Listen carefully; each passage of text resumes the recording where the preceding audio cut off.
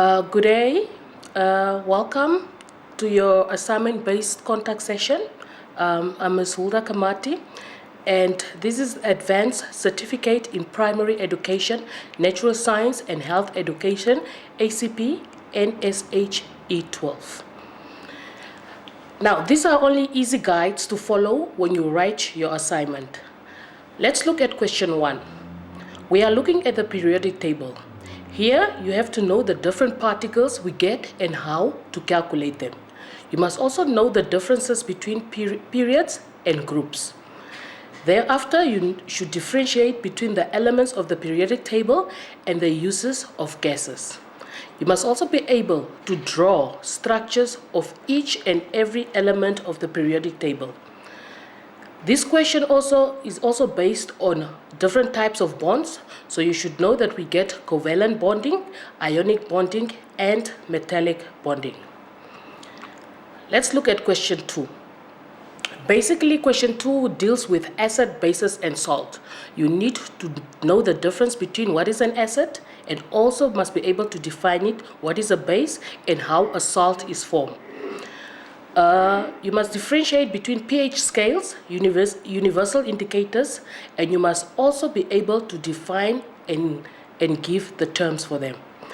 The differences between acid and bases, you must also be able to give an example of the acids that we get in the laboratories and also the bases, and also know the two chemical tests for water. Let's look at question 3.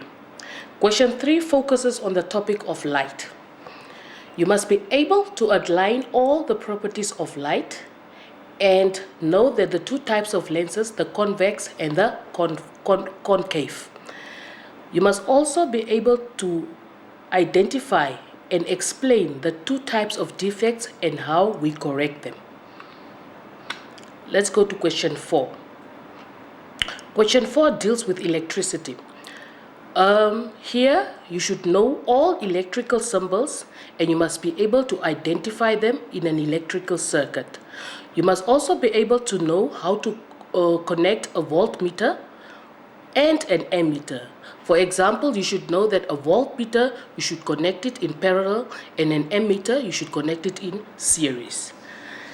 You must be able also to calculate the resistance and also total resistance in a parallel circuit or in a series circuit. Let's look at question 5.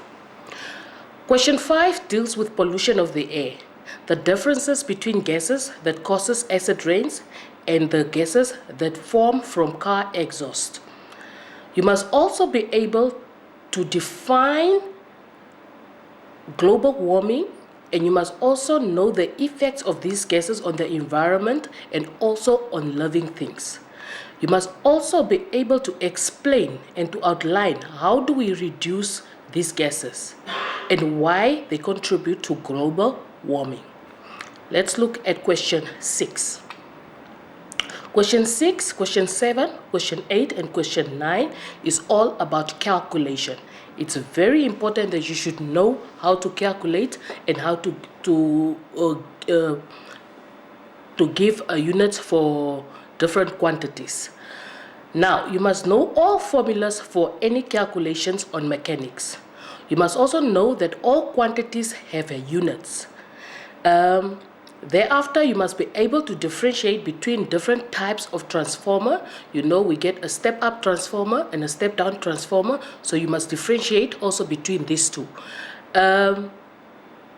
Speed and velocity, you must be able to define them, and you must also know the difference, what is a speed and what is velocity, and also differentiate between a scalar and a vector.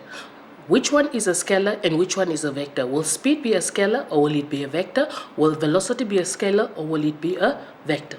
You must also know how to calculate electricity at home. And that's the end of question 9. Let's look at question 10. Here we are talking about expansions in solid. You must be able to explain this question by using the kinetic theory of matter. You must also be able to explain why solid expand when they are heated and why liquids also expand when they are heated. Let's go to question 11.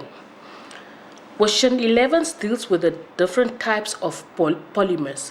When you are given a picture, you must be able to identify what the type of polymer is. You must also be able to classify them according to their strength, their flexibility, and how they stretches.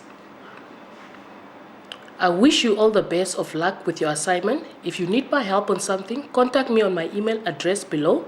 This way, I can give you a well-structured answer.